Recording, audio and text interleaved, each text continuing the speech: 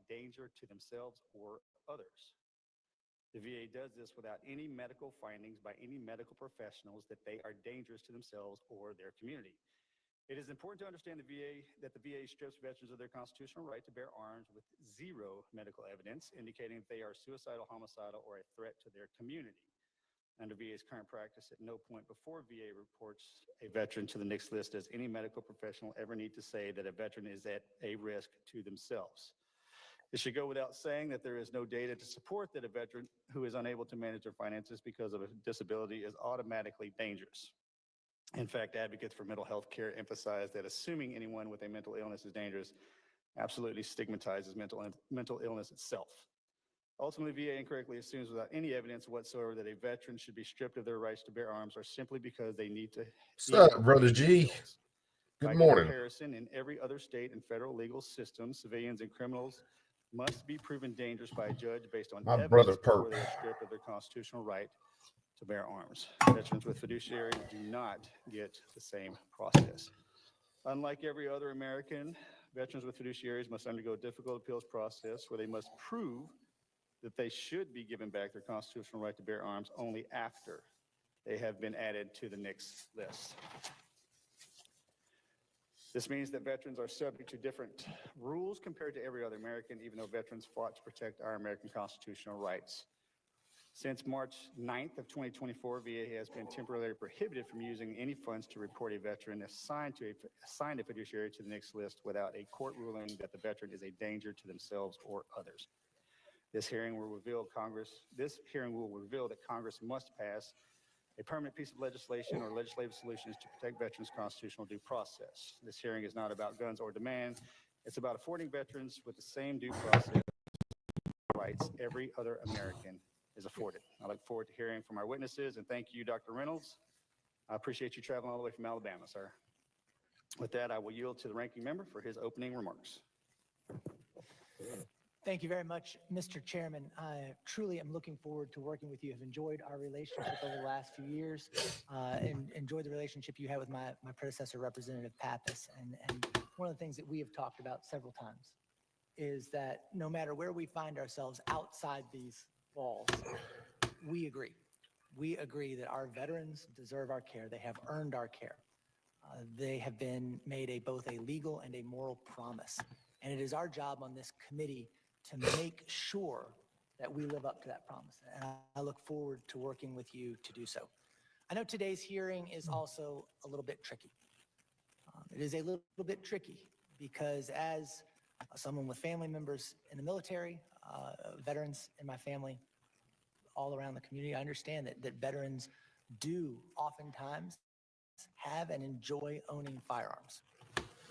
We also know the incredibly sobering statistics around veteran mental health and veteran suicide. Our job on this committee is not to enter into the hot button political topics of the day, but to figure out how to best take care of our veterans.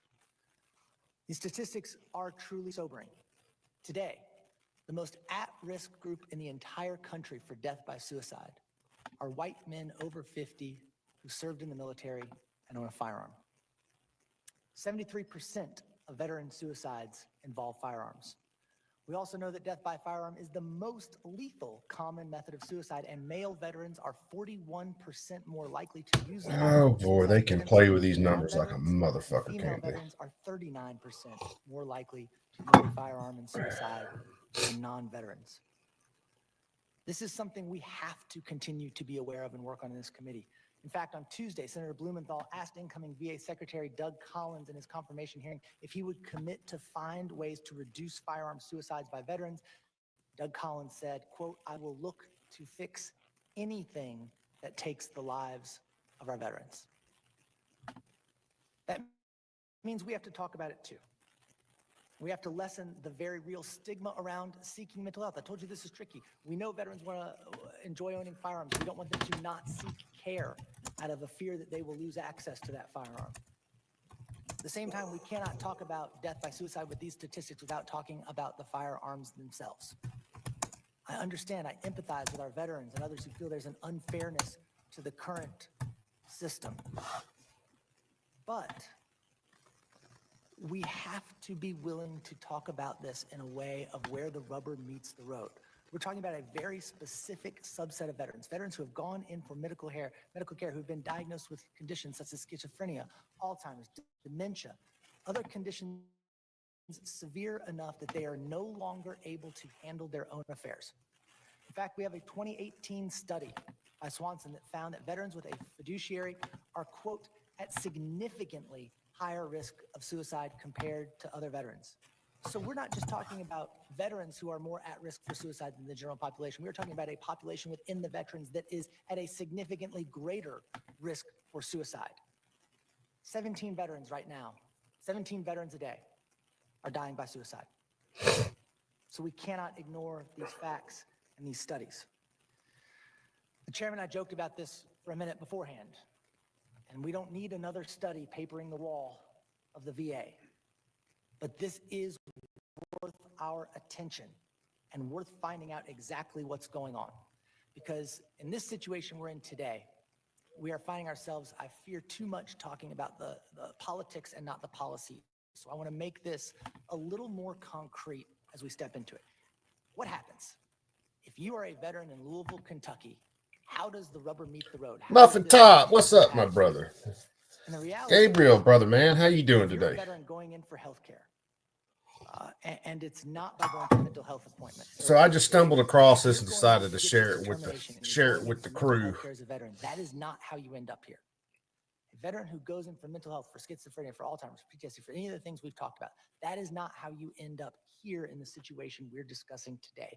You can be found not to be competent in a medical proceeding, but this only kicks in after you apply for a disability benefit because of that condition. So this happens when the vet applies for benefits. As part of the benefit application process, then, the VA records and compiles the medical evidence. This is the first step. So what happens, you go in, there's a person who administers a He's breaking over a lot of shit in this. that the veteran community knows as the DBQ. And it can indicate that a veteran may require, not shall, may require a fiduciary. Then there's a second layer of review that kicks in. The initial findings are reviewed by claims processors trained to evaluate this medical evidence. If there is enough medical evidence to get the claims processors to determine that they cannot manage their own affairs, then the file goes to the fiduciary program. It's during that process that the VA is required by law to notify veterans of the proposed determination with respect to their competency. So you've already had a layer of review, then it goes to another layer of review and another layer of review, which will notify you that there's a potential determination of your competency. At any point in this process, after you've been notified or before, you can actually offer additional or contrary evidence. You can appeal the VA's decisions. In fact, there are at least 6 avenues for appeal. On the chart behind me, you can see 3 of these, and we're happy to talk about ways with the majority.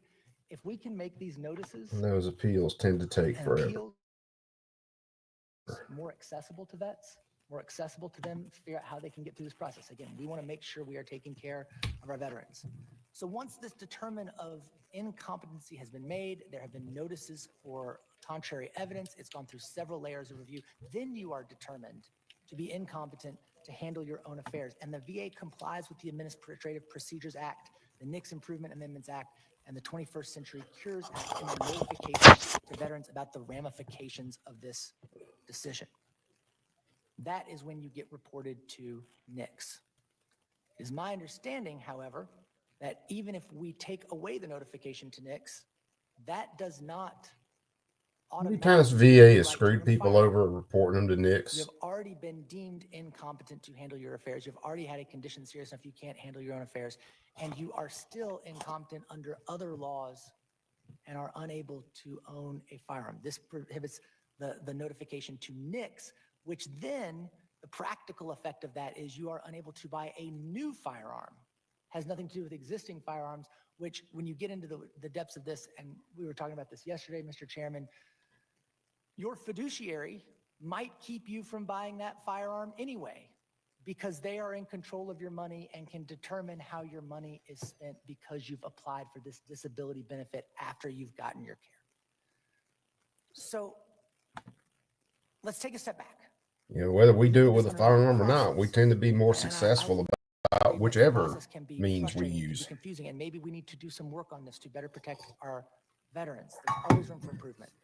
I think we can point out some fault lines in the current process, and I know that there are veterans who feel this process is failing them. Those are fair and perhaps essential questions that we should ask about the fiduciary program right now, and we don't always have the firm evidence to answer.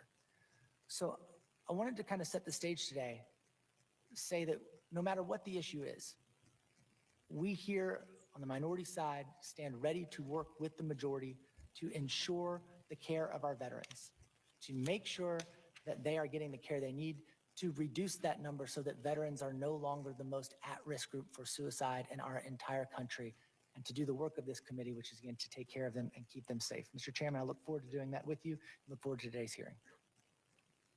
Thank you, Ranking Member. I ask unanimous consent for non-committee members to participate. In accordance with committee rules, I ask unanimous consent that the following members be permitted to participate in today's subcommittee hearing: Representative Van Orden of Wisconsin and Representative Mr. Eli Crane from Arizona. Without objection, so ordered. Oops. Today's panels include This is from now, Gabe. Yeah, this is happening today. As well as veteran advocates. I didn't know it was happening. I just tripped across it. So Dr. Jordan B. Cohen. hence we're cranking it up and we're gonna watch it. Cohen is joined by Dr. Scott Simondera. Did I nail it? Say close enough. Simondera. Yeah, tomato. Sorry, buddy. Analyst in Disability Policy and Congressional Research Services. Today's panels also include Mr. James McCormick, past National Commander of the Military Order of the Purple Heart. Welcome. Dr. Wayne Reynolds, National Treasurer for Vietnam Veterans of America. Sir, welcome again. Ms. Nancy Springer, Associate Director, National Legislative Service at Veterans of Foreign Wars of the United States. Welcome, ma'am. And Master Sergeant Michael Top Washington, U.S. Marine Corps retired, of the Everytown Veterans Advisory Council. Welcome, sir. Thank you all for your service. I ask that the witnesses on our panel please stand and raise your right hand. One more than likely, Matt. That last one from Everytown. Do you solemnly swear that the testimony you're about to provide is the truth, the whole truth, and nothing but the truth, so help you God? Thank you, and let the record reflect that the witnesses have answered in the affirmative. Dr. Cohen, sir, you are now recognized for 5 minutes to deliver your opening statement on behalf of the Congressional Research Service. Chairman Luttrell, Ranking Member McGarvey, and distinguished members of the committee. My name is Jordan Cohen, and I am a CRS analyst in firearms policy. Thank you very much for the opportunity to testify before the subcommittee today. I will summarize my formal written statement with these remarks, and I will focus on the Department of Veterans Affairs reporting requirements for the National Instant Criminal Background Check System, otherwise known as NICS. Joining me is my colleague Scott Simondera, and we will be available to answer your questions. NICS is a national name check system for federal firearms licensees, otherwise known as FFLs. It is used to confirm that a person is not prohibited from legally buying, selling, or possessing a firearm. Section 102 of the Brady Handgun Violence Prevention Act of 1993 requires all FFLs to request a background check through NICS on prospective buyers before completing a firearms transfer. NICS reporting refers to the process for federal, state, local, and tribal law enforcement departments and agencies, all of which is to unconstitutional. report persons ineligible according to federal law to own a firearm to NICS. That federal law is 18 U.S.C. 922G, and it lists the 9 classes of people who cannot buy, sell, or possess a firearm. These classes include, but are not limited to, felons in possession, persons convicted of misdemeanor crimes of domestic violence, unauthorized Dude, I gotta see which immigrants, committee this is non-permanent on. visitors, people who have renounced It might be the U.S. Veterans citizenship, Affairs and Committee. persons that are, quote, adjudicated as a mental defective, end quote.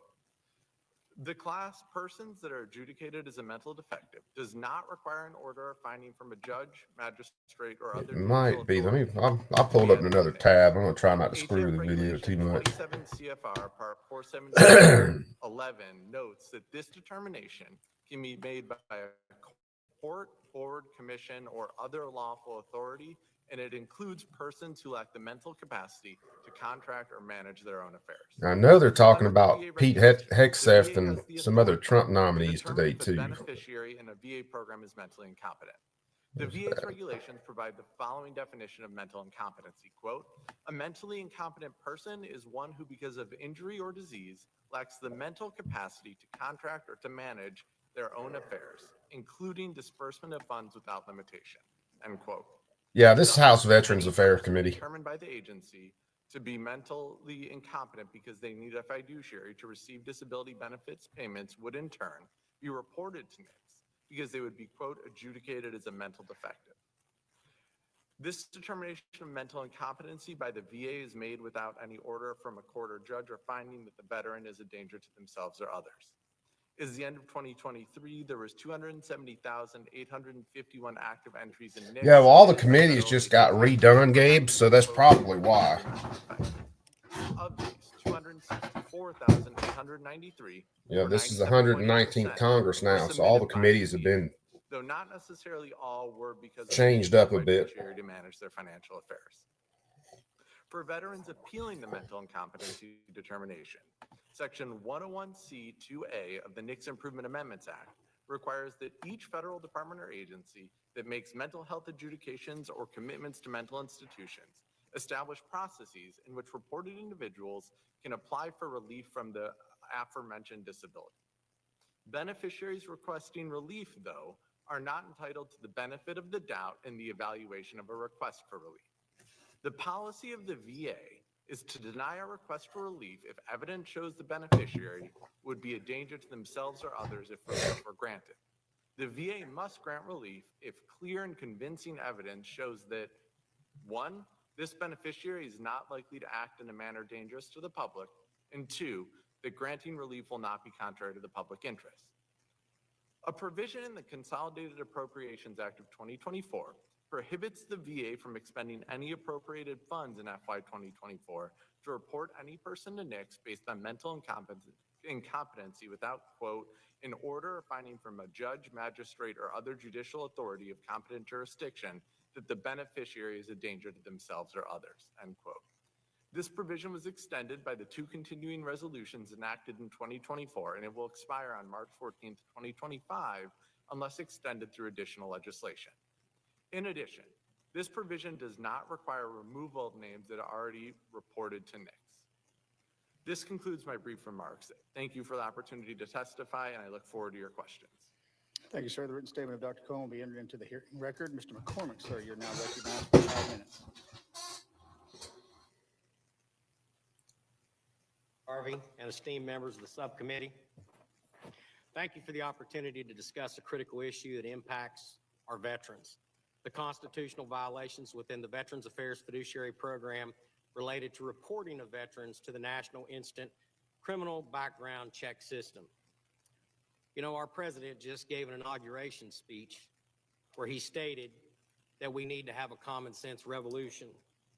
And I would say that this would be one of those areas that I hope that reaches his desk, because this is not only a matter of common sense, it's also a matter of due process.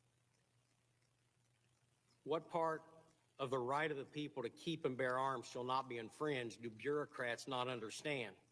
All of it. You know, I listen to members of Congress rail about due process on many other areas, but not for veterans. And this is truly a due process issue. The very people who serve, bleed, in many cases die for the rights of every other citizen are denied this basic right. This process allows veterans to lose their Second Amendment rights without due process and based on administrative processes and decisions of policy, not due process and definitely not constitutional law. But it goes deeper than that. There are other violations involved. The First Amendment, veterans may avoid seeking VA benefits or mental health care due to fears of being reported, infringing on their right to petition the government. The Second Amendment we're talking about. You can strip a veteran of their gun rights without basic due process, and that's for any citizen without a DD-214. The Fourth Amendment, reporting veterans without judicial oversight, violates their privacy acts. The Fifth Amendment, veterans lose their rights without due process. 14th Amendment, veterans are treated unequally, lacking the same protection as non-veterans. These violations erode trust and fail to help our veterans, contributing to the stigma that discourages them from seeking necessary help. This fear can be devastating, exacerbating, and it also aggravates suicide rates. The current system does not effectively address the mental health challenges veterans face, nor does it reduce the alarming suicide rates. Why should veterans be punished for seeking help? We're not a substandard group of citizens. Is that a We commie deserve the mommy same red rights t-shirt in and the due background? process as any other citizen in America. My family has a long history of service. My grandfather was wounded in World War II. His brother was killed in Korea. My father was wounded twice in Vietnam. He died at 52 years of age of cancer related to Agent Orange. I served in 2 combat theaters of operation, wounded multiple times, and I gave you 2 of my sons to serve this country, and both of them served in combat. We have sacrificed, yet we are denied the basic fairness of due process and constitutional rights afforded to non-veterans when it comes to this. I urge this committee to act swiftly to correct these violations and restore trust in our system so that these veterans will actually seek help because they are worried about losing their rights or being stigmatized as being some kind of a crazy maniac that can't be trusted with a weapon when just a few months before, in some cases, they were patrolling the streets of Afghanistan and Iraq with grenades and rifles and everything else. We have to do better. Lastly, to my fellow veterans and your family members, do not let the fear of losing your constitutional rights keep you from seeking help when you need it. We have your 6. If you are a veteran or you know a veteran that's in crisis, I encourage you, I implore you to reach out for help. Support is available 24/7. Simply dial 988 and press 1 or text 838-255. I thank you for your time and I welcome your questions. Thank you, Mr. McCormick. The written statement will be entered into the hearing record. Dr. Reynolds, sir, you are now recognized for 5 minutes. Chairman Luttrell, Ranking Member, and distinguished members of this panel, I feel so humbled to be able to sit here and speak to you. I'm just a poor country boy from Alabama. I'm Dr. Reynolds, but my PhD is in statistics. My son is a physician. I'm also a practicing nurse. I became a nurse after I retired as a school superintendent. I'm 78 years old. In Vietnam, I was a combat medic on a helicopter. I've dealt with tragedy, trauma, and death for more than any human being should have. When I finished my education and career, I went and I became an ER trauma nurse because I wanted to treat people and care about people. And I'm here representing a myriad of Vietnam veterans and age groups over 50. I'm 78. And I want to tell you that we are being treated improperly. I heard about all the steps that VA goes through. I can tell you that's a farce. Yeah. Ask any veteran who's gone through the myriad of problems just to get a minimal disability. It's horrendous. And the older you are, the harder it is to get, even with the presumptives that you've got. But today I will want to bring you my professional expertise, but also my personal story. Stories shared by thousands of veterans to shed light on the injustice perpetrated on the VA fiduciary, its unconstitutional impact on all veterans' life. Specifically, I want to highlight the program's flaws. Flawed practice of linking financial incompetency with dangerousness and devastating consequences it can have on veterans' lives and livelihood. Under the VA fiduciary program, a veteran can be deemed mentally incompetent if it determines it cannot manage its financial programs. So does a millionaire be less threatening than a person of poverty? It's a gross injustice, and it's a bias against people of lower income. I came from a family of lower income. That's not their fault. I'm the oldest of 12 children. I grew up in poverty. I happened to achieve and was fortunate. I got my achievement because I was in the Army, and I went and used the GI Bill to finish my degree. Determination is almost often made without judicial oversight, without medical oversight.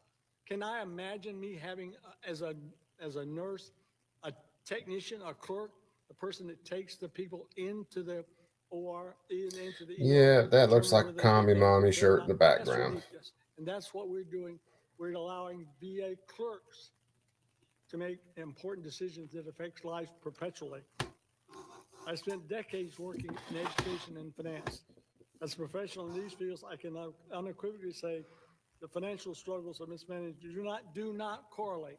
Statistically, they do not correlate with any propensity for violence or dangerous behavior. Poor people or people economic aren't violent. That's a terrible thing to put on our society. And certainly I don't agree. It's unfair and unconstitutional. Allow me to speak about my personal experience. I returned from Vietnam in 1969 as a 21-year-old mature person, I guess, who'd seen hundreds of deaths. When we picked them up on a helicopter, we brought people back in pieces. I worked in a hospital for some time, and it was devastating. But I didn't have any money. I relied on the GI Bill when I came back to the University of Georgia to pursue my degree. I didn't have any money. I took part-time jobs working in the library. If somebody had looked at my financial situation and reported me to this, as this agency does, I could never have gotten a job in education. I could never, because in Alabama, I'm on the state board, elected state board of education in Alabama. We insist on a very stringent. Come on, connection. You see, my life work has been in education and finance, and I'd been awarded the NCIs, I would not have had the opportunities I have had. So I would just restate the instance that we've. It's coming back. The amendments that we're violating, the personal freedom that we're violating, and the due process rights of humanity are being violated, and we need to redress that. Thank you very much, Mr. Chairman. Thank you, sir. The written statement of Dr. Reynolds will be entered into the hearing record. Ms. Springer, you're now recognized for 5 minutes. Chairman Luttrell, Ranking Member McGarvey, and members of the subcommittee, on behalf of the men and women of the Veterans Nurse and Foreign Wars Ratchet. of the United States and its auxiliary, thank you for the opportunity to provide testimony regarding this important topic. The VFW strongly supports protecting the constitutional rights of veterans assigned Department of Veterans Affairs fiduciaries and preventing inappropriate assignment to the National Instant Criminal Background Check System, or NICS. However, underneath this constitutional rights issue lay a process that stakeholders could substantially improve to both safeguard veterans and ensure due process. Conversation with a former VA field examiner, now a VFW employee, yielded several actionable suggestions based on her experiences in the field. Accordingly, the VFW offers the following recommendations. After VA sends the veteran the proposed incompetency determination letter, require a second medical exam to confirm or refute that proposal and to assess the veteran's probability to cause harm. Not being able to manage one's finances does not necessarily imply a veteran is a danger to self or others or could not responsibly own and use firearms. Require VA field examiners to operate in two-person teams while conducting in-person interviews. To conduct an effective interview, VA field examiners must meet the veteran in his or her environment. Our VA field examiner informed us that this meeting place could range from a veteran's job site to a home. However, the home she visited included homeless tent encampments in Skid Row in Los Angeles with significant safety concerns. A team would enhance the examiner's personal security and encourage interviews in the veteran's domain, contributing to a more accurate assessment of the veteran's mental state and probability to harm self or others. Reassess all COVID-era fiduciary assignments. Our VA field examiner informed us that they routinely conducted virtual interviews during COVID. A virtual interview, while understandable during a public health emergency, makes it more difficult to detect vital verbal and nonverbal cues that are instrumental to detecting a mental health ailment or to telltale signs of someone likely to harm self or others.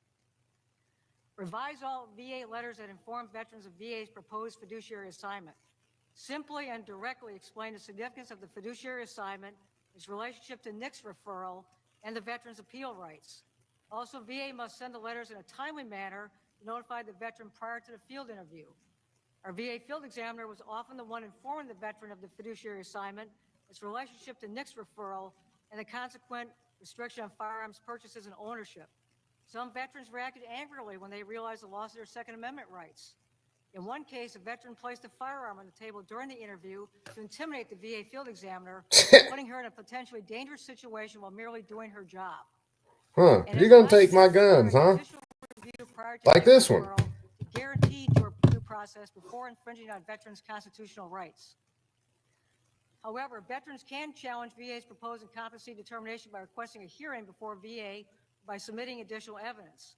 Alternatively, veterans can petition VA for relief from the firearms prohibitions imposed by the law. Few veterans exercise these Just options like because they anybody were else, rarely man. successful. According to a July 2023 Congressional Research They should have to Service be report, involuntarily in fiscal year committed. 22, It should have to roll through the 135 courts hearings on before you can incompetency take their rights. It determinations, can't just be a 24 which bureaucrat resulted submitting in paperwork. incompetency. The same report noted that VA processed 33 petitions of Yeah, as he should have, 100%, did not Matt. grant relief in any of these cases. However, 11 veterans who petitioned for relief were determined to be competent and were subsequently removed from NICS. The experiences of our VFW service officers and our former VA field examiner corroborate these statistics. In the case of the VA field examiner, her familiarity with the overall process allowed her to intervene and successfully halt inappropriate NICS referral for some beneficiaries. However, none of her beneficiaries has successfully appealed a NICS referral. Now, unfortunately, because of the existing process, some of our VFW members once you're in the use loop. VA health care. They fear inadvertently making a disqualifying statement or disclosing a disabling condition that could ultimately prohibit their possession or purchase of a firearm. We want our members to use VA health care. Unfortunately, this stigma could unnecessarily deprive them of the earned benefits Yeah, and compromise that's their exactly health. what they're doing, G. However, the process changes we propose could preserve the fiduciary program for deserving beneficiaries while simultaneously safeguarding veterans and preventing inappropriate NICS referrals. Chairman Luttrell, Ranking Member McGarvey, this concludes my testimony. I welcome any questions from you or members of the subcommittee. Dude, I can't count how many times in the last, especially the last 6 years or so, that I've heard Democrats and the media say that veterans were this huge threat to the democracy. And that's where a lot of this comes from. Veterans are the threat, according to the Democrats. Thank you, ma'am. The written statement from Ms. Springer will be entered into the hearing record. Master Sergeant Washington, sir, you're now recognized for 5 minutes. Thank you. Now remember, this dude's from Good every afternoon, town. Chairman Luttrell, Ranking Member McGarvey, and members of the subcommittee. My name is Master Sergeant Michael Washington, United States Marine Corps retired. I'm a proud veteran, the second of 4 generations of Marines and numerous other branches of the service in my family. I served as an infantry platoon sergeant and counterintelligence agent for 23 years. As a civilian, I spent 3 decades as a Seattle firefighter. And now I'm a mental health counselor serving veterans and first responders, many of whom are veterans themselves. Thank you for allowing me to speak with you today. On 14 June 2008, as I prepared to go on a fire response on Engine 16 in Seattle, a white government-issue Chevy Suburban with 2 Marines in the front seat suddenly arrived at the station. I knew instantly that they were there to inform me that my son, Sergeant Michael T. Washington of Gulf Company, 2nd Battalion, 7th Marines, had been killed in action in Afghanistan. My world stopped. I didn't know how to feel his loss. I tried to man up as dictated by my culture. My long dormant PTSD, an accumulation of childhood traumas, tragedies witnessed as a firefighter, and my 4 combat tours erupted like a psychological Mount St. Helens. Rather than talk, I drank and I fought, which were acceptable responses in my generational and professional cultures. Eventually, mentally exhausted, I sought an end to the pain. Absolutely, G. I engaged in risky behaviors, especially riding my Harley Davidson through red lights, hoping for an instant end to my suffering. Finally, I sought release by leaping to my death from a nearby bridge. And just as I was about to go over the railing, I heard my son's voice, plain as day. It said, "Dad, your story doesn't end here. You have work to do." I soaked in his voice and his message, and after a few minutes walked off the bridge, never to return to suicidal ideation. I wasn't fixed by a long stretch, but I was no longer suicidal. But had I had easy access to a firearm, I would never have had that chance. I wouldn't. How do you know your son's voice wouldn't have spoken to you when you grabbed the gun? We are experiencing an epidemic of veteran suicides. More than 6,400 veterans died by suicide in 2022. More than 73% involved firearms. This should be an urgent call to action to stop this epidemic. To do that, we must do something about access to firearms in moments of crisis. The background Horseshit. check system is the best tool we have to prevent access to a firearm, but it's only as strong as the information that's in it. When information is left out, people cannot have guns that can get them.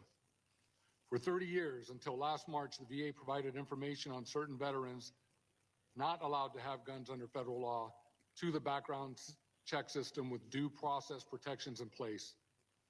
These were How is veterans it a VA due had process diagnosed with protection when a serious mental bureaucrat health can just disorders. report Of the you? veterans who died by suicide in 2022, more than 1,500 had been diagnosed with a mental health or substance abuse disorder. Last March, Congress effectively blocked the VA from providing this information to the background check system. There's now a growing number of veterans the background check system knows nothing about, the exact cohort at risk. Congress should think twice before continuing to block the VA like this, or taking other steps to undermine this important tool. But I also want to address other access interventions. Like the continuum of force in the military, these are also a continuum. Some are about creating time and space between someone in a crisis and a gun, secure storage in and outside the home, or giving the keys to gun safes and lock boxes to someone else. Others are about preventing access, like state level do not sell lists and extreme risk laws. None of which Veteran are stopping suicide is a shit. public health issue, not a political one. Both parties understand that. President Trump and President Biden both took steps to reduce veteran suicide, including firearm suicides. This bipartisan work must continue. I am humbled to be of some small service to this cause, the cause that I'm proud to say everyone in this room is dedicated to. My son gave what Abraham Lincoln called his last full measure of devotion to this country and what it stands for, and I aim to continue the fight in his name. I am and I remain at your service. Thank you again, and I look forward to your questions. Thank you, sir. Mr. Sergeant Washington's statements will be entered into the record. We now move to questioning. I recognize myself for 5 minutes. Dr. Cohen, the Supreme Court says that the government must have a very good reason for stripping Americans of their constitutional right. Does the VA, in your opinion, does the VA have good reasons to strip our veterans of their Second Amendment right? So when it comes to legal scholarship, I can reach out to one of the CRS legislative attorneys and report back. But when Nope, I've got you right here in front of me. It's all you, buddy. I, in terms of legal issues, do not, it is not my expertise. But what I can say is that the VA since the 1990s, since the passage of the Brady Handgun Violence Prevention Act, and since the ATF recognized VA policy and VA interpretation of regulations regarding the NICS system to be accurate, and that's how the VA has done it. In many ways, that could be considered to have been done because of either beliefs and underlying causes between being in the fiduciary program, being somebody who needs fiduciary to manage their disability benefits. It also could be done in terms of like viewed as an automation issue in the sense that once the Brady Handgun Violence Prevention Act was passed, these agencies were not given limited funds to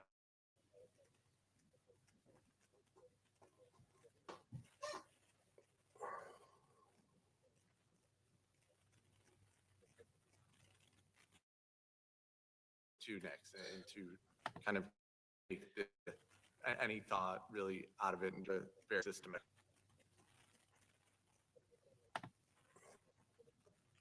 To this, the fiduciary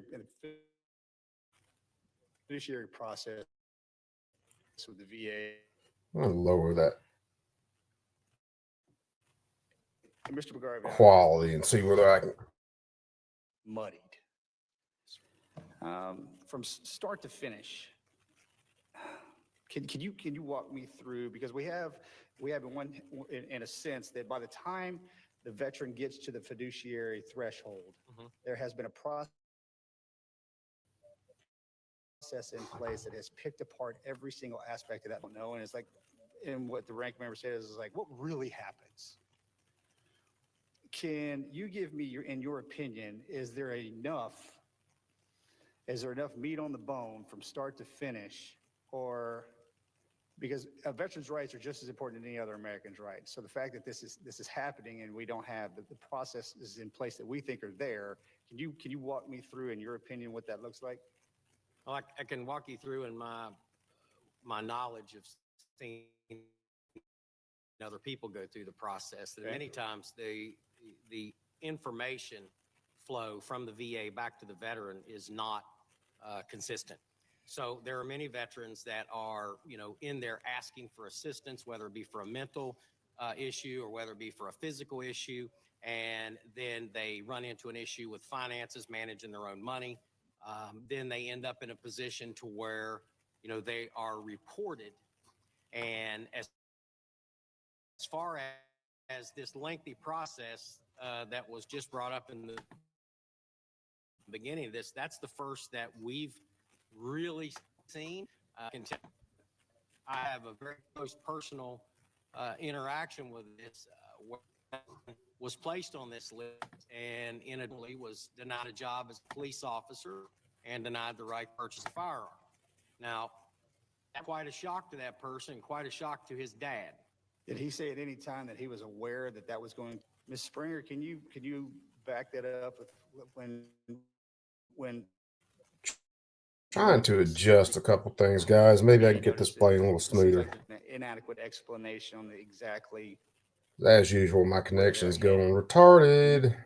Add some amplifying information, please. Yes, certainly. And I'm referring to an actual proposal of incompetency letter from one of our case files. Yes, ma'am. So I have some real data here. I will compliment VA in that on the second page, though, they do have a heading that says how this decision could affect you. So I do think VA could rewrite these letters just a little bit more. VA has a problem with letters going to veterans, and it takes you 5 or 6 lawyers in order to get through it. I got that. But Yes. in that letter right there on that second page, would you read me that?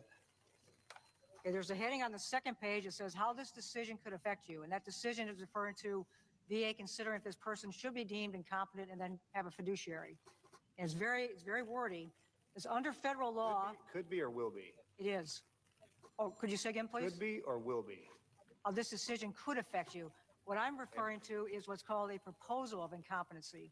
So that's one of the first steps in the process. So VA is proposing to the veteran that you may be incompetent and you may ultimately get a fiduciary. And it allows the veteran to respond to this letter within a 60-day period. Okay, thank you. Yes. Mr. McGarvey, sir, you're recognized for 5 minutes. Thank you, Mr. Chairman. And first of all, I want to thank everyone for their service, your continued service to our country. Master Sergeant Washington, please know we are especially grateful to you and sorry, terribly sorry for your loss. I think one thing you're hearing from me and the chairman is we want to make sure that this process is also working for our veterans and that there is clear information. I want to also point out a couple of things here after the testimony that you all correct me. We've been asking, we want to get this right. When you go through this process, through the disability process because of incompetency in particular, we have not found a single instance of a veteran who has had their firearm confiscated because of this issue alone. You ain't been looking too hard then, buddy. I do think it's important for some, because we don't want veterans not seeking treatment under the idea that that might happen. It has never happened. And if we are wrong, please tell us when that has happened and why. I also want to talk a little bit about the constitutionality of this, only because this is the first time in my tenure in Washington that on the dais and on the panel, I'm the only lawyer. Every time there's always more lawyers at the table. And I just want to say that this provision has never been found to be unconstitutional. And there has been lots of litigation around firearms. There are lots of think tanks and there are lots of groups out there who are interested in bringing these types of lawsuits. Let me see if I can.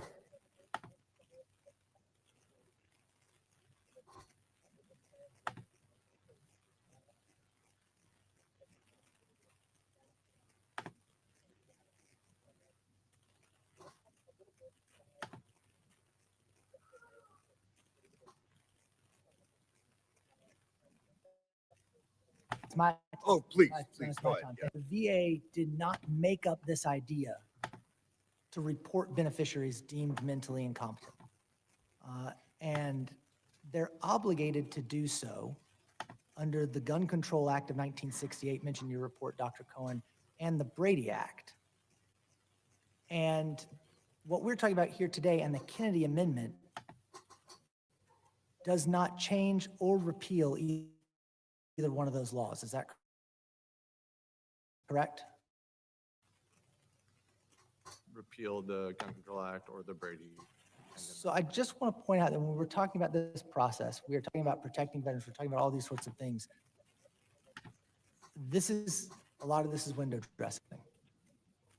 There are other things in play. You can disagree with them, but this is what's actually happening and what's going on behind it. I have just a little bit of time left, and I want to focus again on the health of our veterans, because what we're all trying to do here is do what is best for our veterans. Master Sergeant Washington, I want to thank you again for sharing your story. You talked a little bit about some of what happened in your own life.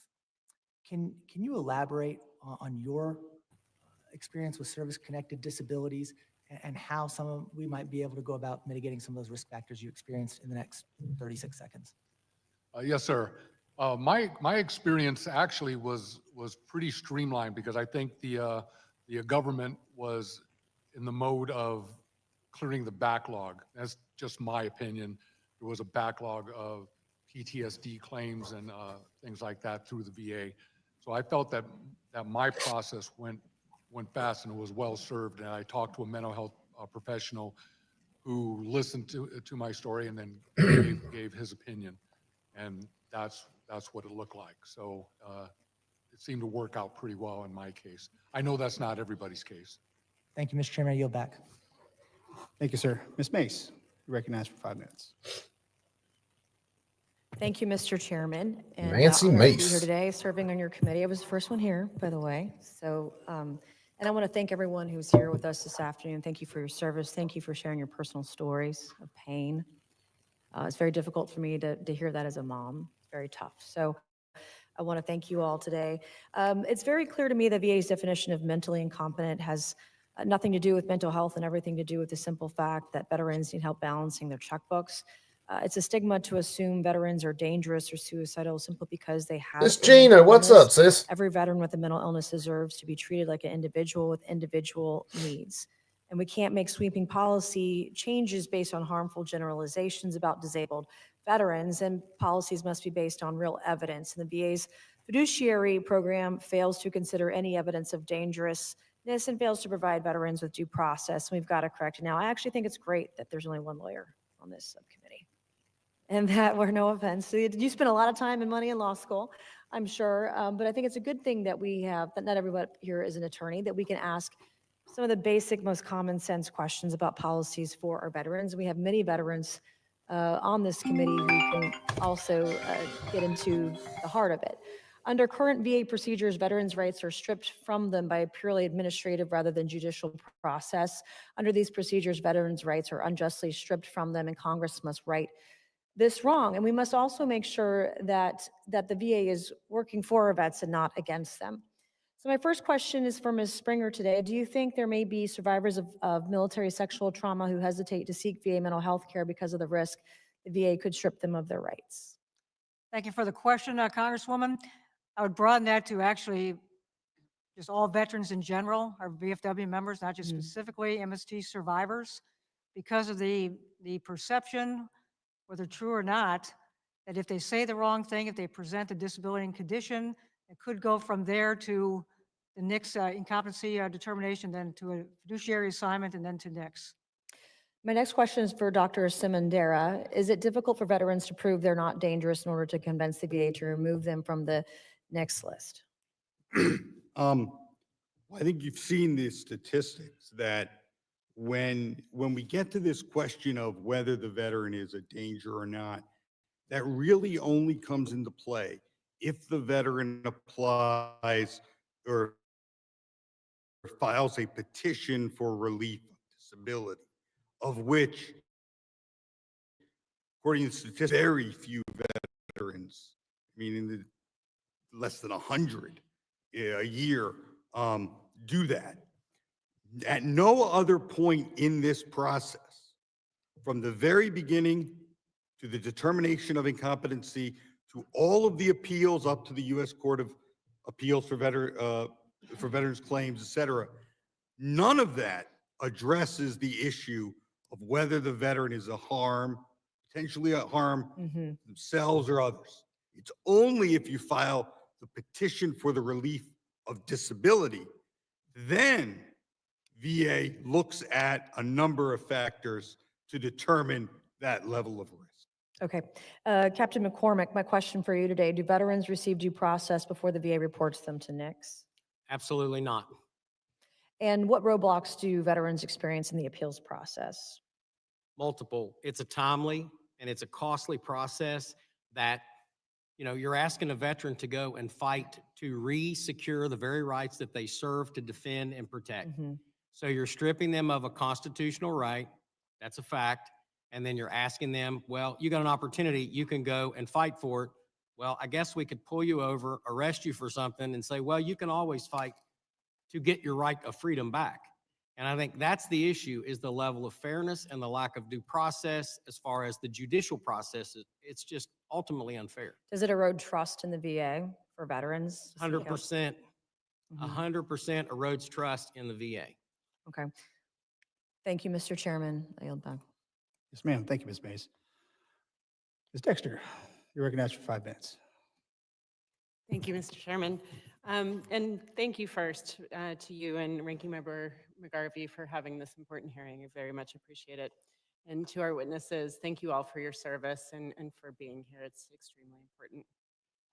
As a former VA healthcare physician, I witnessed firsthand the importance of having a well-functioning system. And you've highlighted some of the challenges to that. I also Soldier Girl, what's up, devastating sis? How you impact doing? of This is access right to up your alley, firearms Veterans for Affairs. Veterans, many of whom were struggling with mental What's health up, issues Jake? and not getting the care that they needed or the advice My that they brother. needed.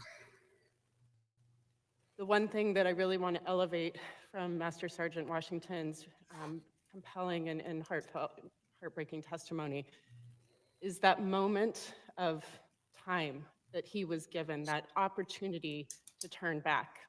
And what we know is that people with access to firearms will, in that moment of despair, lose that opportunity to turn back.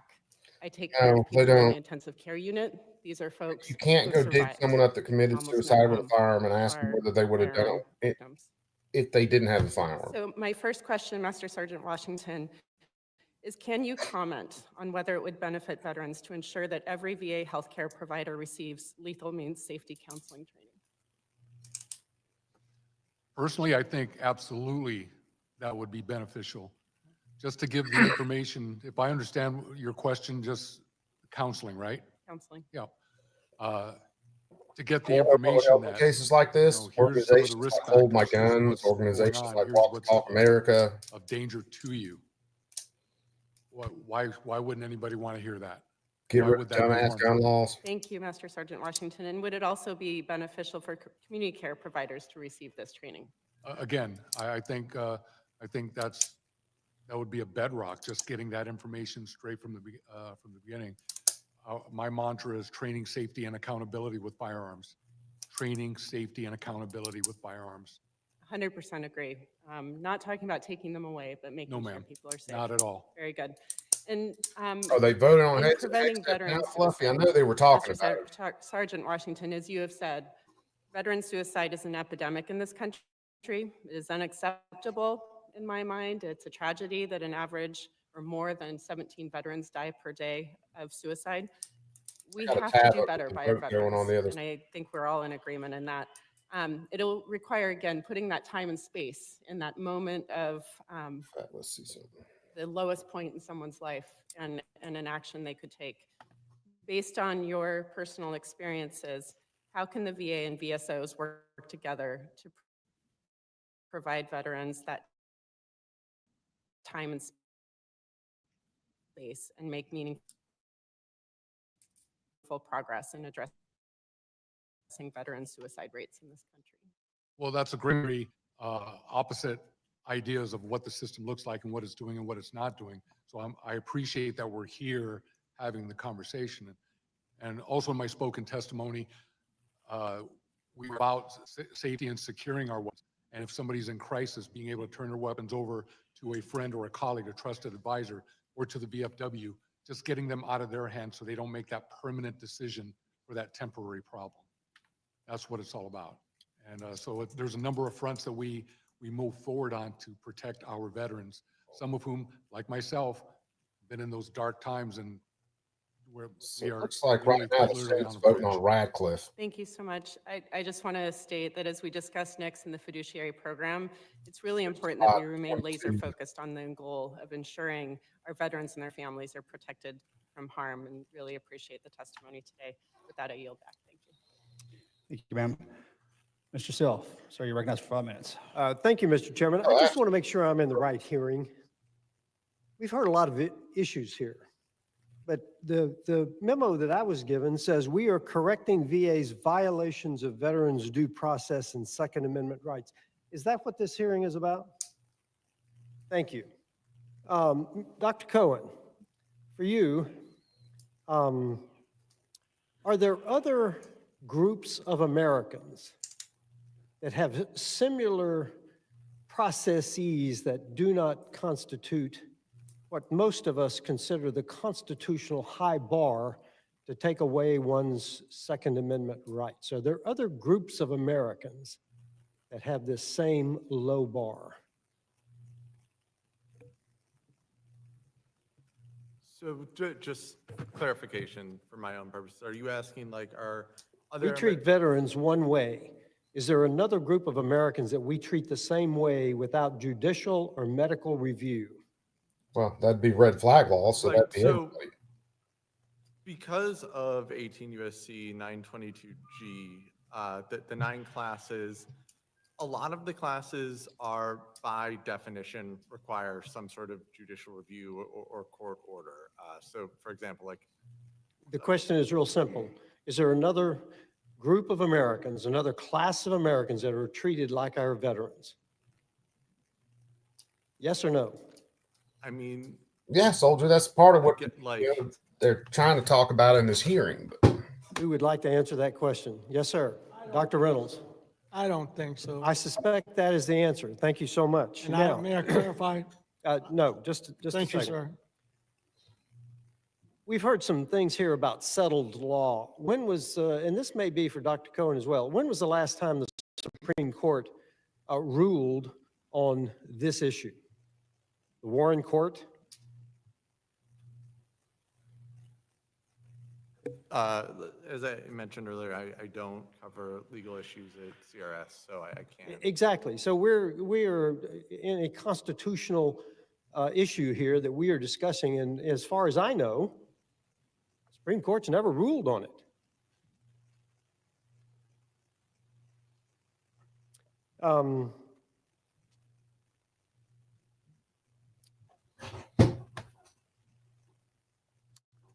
We need to, Dr. Cohen, if I heard your testimony right, you are satisfied with the legal procedure to do this. And I looked at your written testimony, I heard your spoken testimony.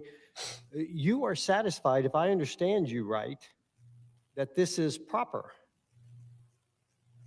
I've not given an opinion as such. I am just straightforward saying this is how the process works. I'm not saying the process is good, bad, or otherwise, just that this is what the process looks like.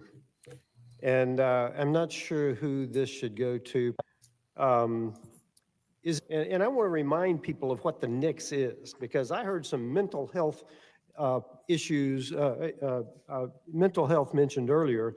This is the National Instant Criminal Background Check System.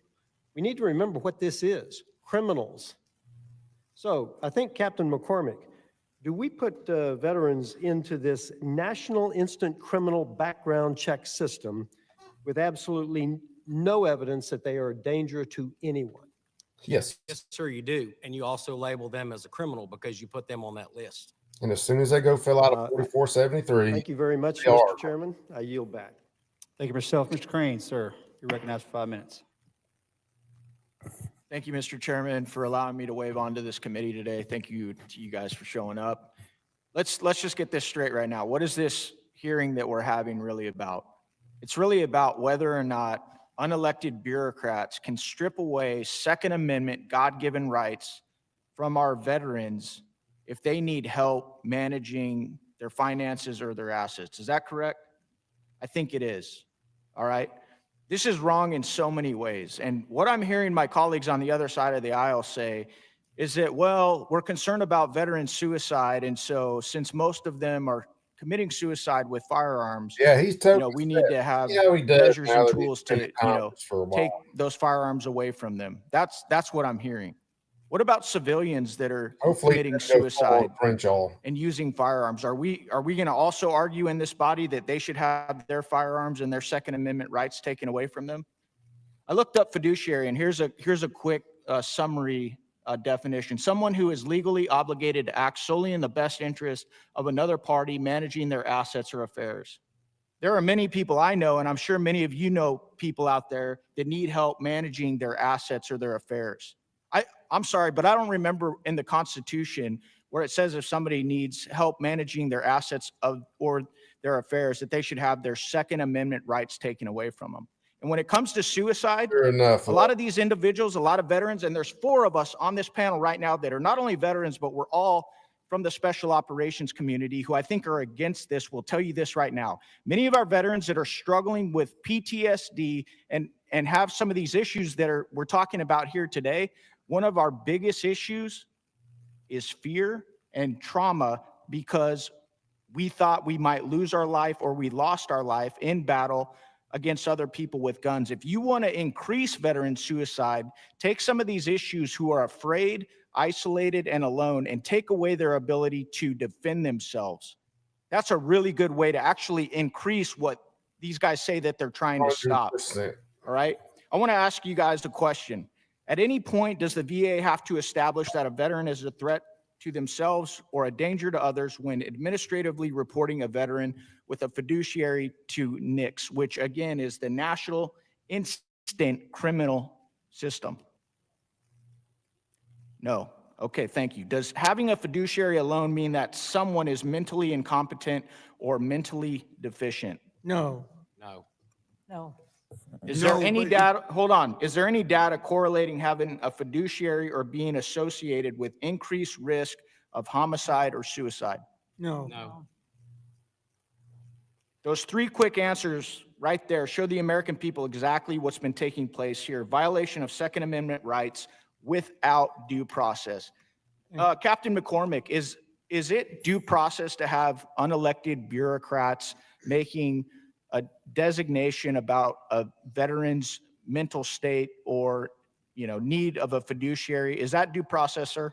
No, sir, it's not. Why do you think it's important that, for our constitutional God-given rights to be stripped of us, why do you think it should be necessary to have due process, sir? Well, so that we can ensure that that doesn't happen, because if it happens to us, it looks like we're almost in this socio class that they're testing this on almost. And I'm not trying to be, have a conspiracy theory, but we're the only class of citizens that they do this to. Yeah. And my colleague, Mr. Self over here, believe you're special forces, is that right, Mr. Self? Yeah. He brought up, is there any other class people? No. Sir. Why is it for veterans to be treated this way? Not. It's unfair. How many veterans have lost their Second Amendment rights, to your knowledge, Mr. McCormick, because of these, overreaching VA regulations. I think the number was just over 270,000, sir. Yeah, that's what I saw as well. And that's why this is my bill, HR 496, that would not only stop the VA from doing this in the future, but would restore the God-given constitutional rights to these veterans. We need to get behind this. And I hope my colleagues on the other side of the aisle, many of them who are not veterans, would take it maybe from the veterans up here who are saying, hey, this isn't the way to do it. And Mr. Washington, God bless you, sir. Thank you for your service. And I am dearly sorry for the loss of your son. I mean that. But Mr. Washington himself said when he was feeling suicidal, what did he say? He was running red lights on his motorcycle, hoping that somebody would end it quickly, or he was thinking about jumping off a bridge. So let's be really clear in here right now. If we're going to have tough conversations, let's have tough conversations. There are numerous, countless ways to commit suicide. Taking firearms and constitutional rights from veterans away is not going to help. It's actually going to hurt our veteran community. Thank you. I yield back. Thank you. Thank you, Mr. Green. Dr. Morrison, you're recognized for 5 minutes. Thank you, Mr. Chair. Thank you to the witnesses, both for your service and for being with us today to talk about this important issue. I'm a physician by training, and my husband is an Army combat veteran, a former Army Ranger. So veteran suicide is an issue that concerns me deeply and greatly. And I'm genuinely interested, and I apologize that I had to step away to another hearing, but I am genuinely interested in hearing from each of you, if there's time, what is the single biggest, most important thing that Congress could do to decrease veteran suicide? How about make sure they get proper count? Comment? Jesus Please. Christ. Ain't that- Create more efficiency in the VA for treating the problems we have medically. You're a physician. I'm a nurse. You didn't hear that, but you were not here. But I can tell you, I'm a professional educator. I'm a statistician. You don't deal with the problems at the root level. You drive people to suicide. In 1993, I faced the intention of committing suicide by taking Seconal because of my relationship. I got it. I got 300 Seconals from my friends. And suicide and weapons are tangential, but not the problem. I took 25 years to get my disability. I've been all the way to courts here in Washington. A lot because of my ability to be politically and socially astute and get my way. But how many Veterans vets don't are get their ignored. health care? Veterans don't are get the suffering. help until they got a People will say to me, congressman or thank a you for your senator service, on board but with they it. don't act it. The bureaucracy that exists in veterans and the idea that a clerk the testimony was made earlier that yes, medical testimony goes into the determination, but a medical person doesn't do it. Nobody with psychological training does it. And that's the error of this whole thing. We're turning it over to inept, ill-trained, and bureaucrats. And I resent that as a combat medic. It's stupid. Thank you, sir. Others? Got to love the old guys. I would just echo with what he said. Again, when you talk about the meaning of this whole hearing, it's about due process. You're stripping these veterans of their dignity. You're stripping them of their right to their Second Amendment right that they serve to protect and defend.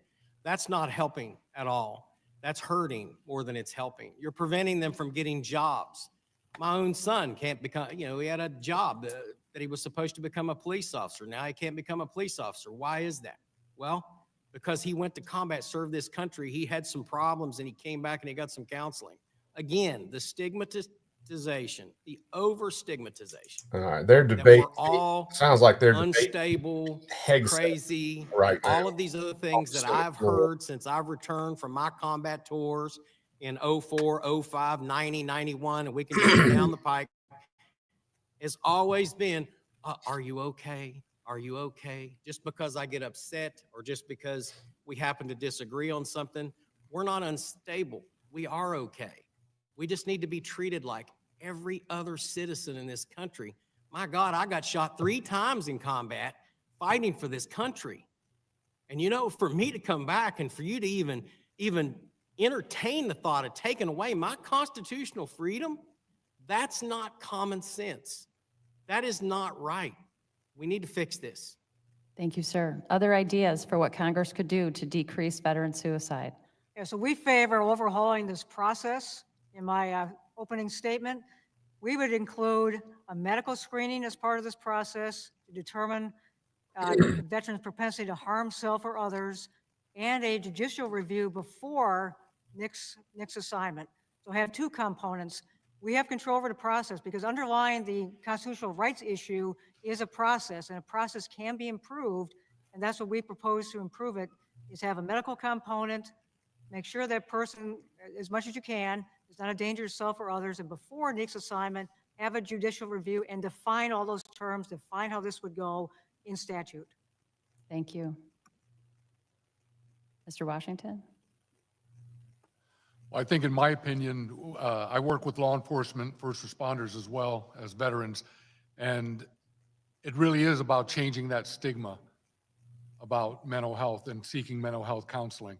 And we are starting to make inroads. We are, When you it's a report giant for getting super counseling and they tanker lose their that we're rights, trying of to course they're turn not in a gonna different get it. direction. Jackass. And that's slowly happening. It's not moving as fast, and I know results are not the same across the board, but we keep fighting that fight in the general sense. Thank you, sir. Thank you again for your service, and I yield my time, Mr. Chair. Thank you, man.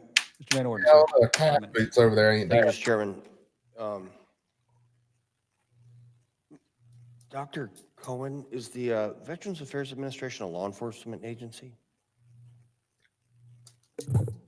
No. Okay, good. We cleared that up. I've had, with the passing of Senior Chief Mike Day, I've had 21 of my friends commit suicide. 21 of them. Those are all Navy SEALs. You didn't read about them. And they all died because of spiritual wounds that they received by serving our country. And so, Dr. Reynolds, you're right.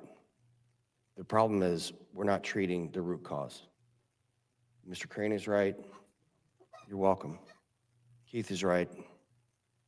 Everybody over here, when we're talking about this issue, is correct when they're saying we're not addressing the problem, that we need efficiencies in the VA. And I want to read something to you. But the left ain't about addressing the problem.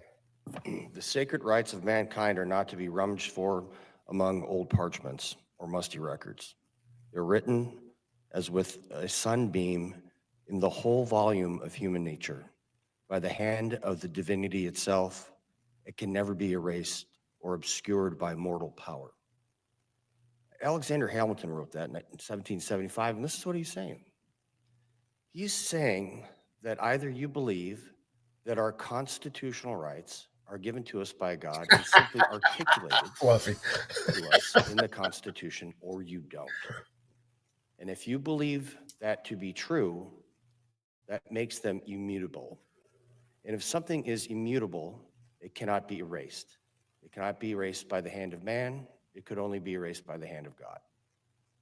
So what unfortunately is taking place is that the Veterans Affairs Administration is essentially playing God, because they're trying to remove something that is immutable.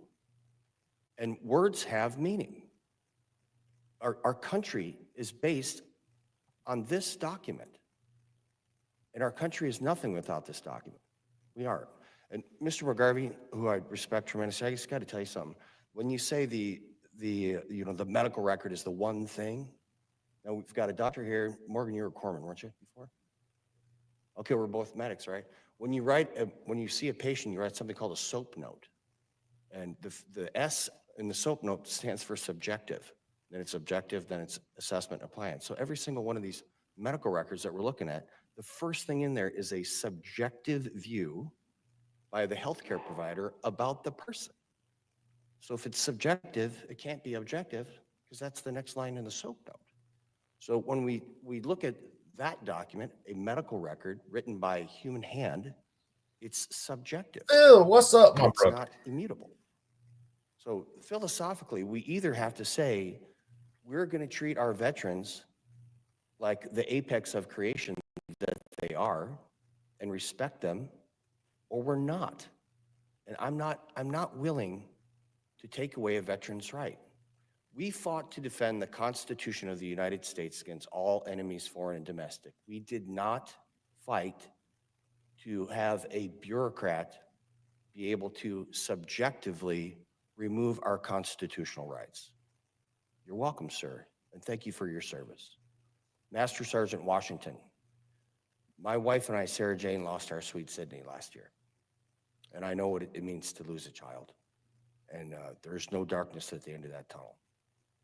And I'm very sorry, I'm very thankful that your son spoke to you on that bridge. But we do have to understand, and we have to think globally about this, and know that we are going to lose more veterans by degrading them, by treating us like children, than we will from them committing suicide with a firearm. Sir, you have my deepest condolences, and I thank you for your son's sacrifice and for your service. With that, I yield back.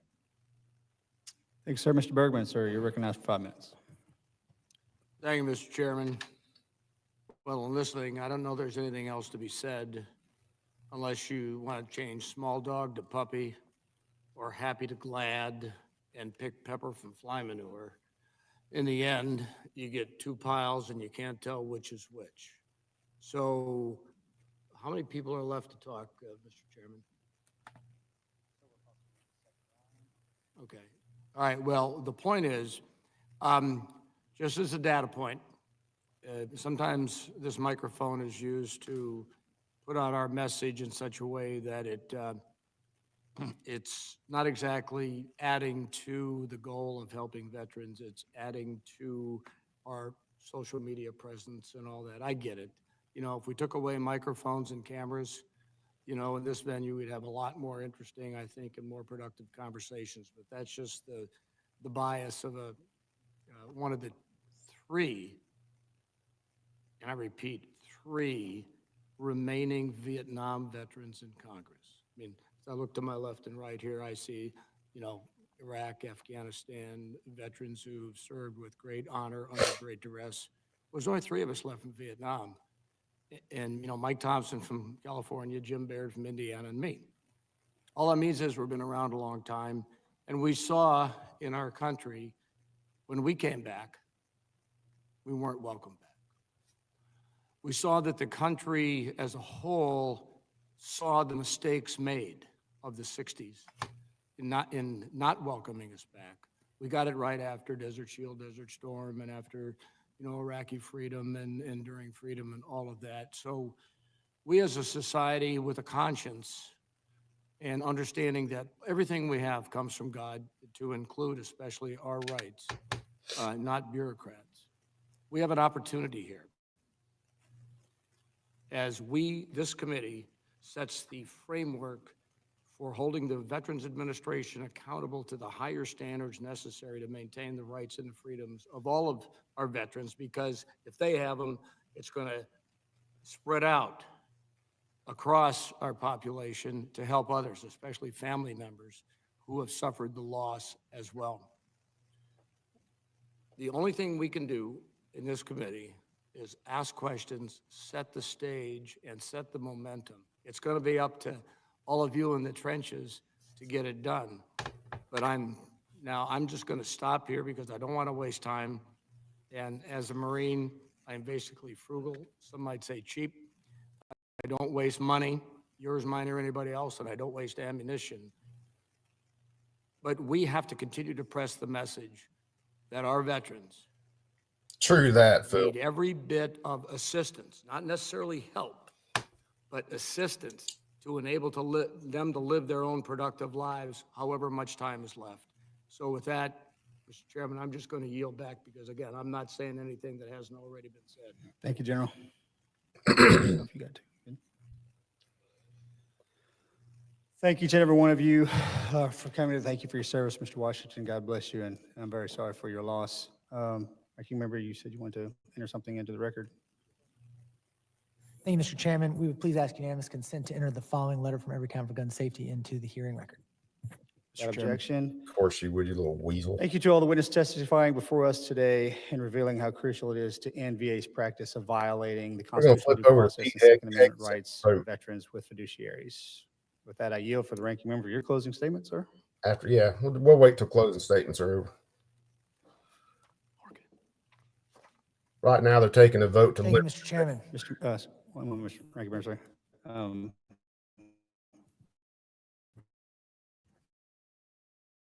Apologize. Mr. Grant, yes, sir. Mr. Chairman, can I enter my bill? Mr. Chairman, thank you once again, everyone, for your service, for being here today. As I said at the top of my hearing, I hope, it truly is my hope and my desire that we can work together to address any and all of the shortcomings at the VA with regard.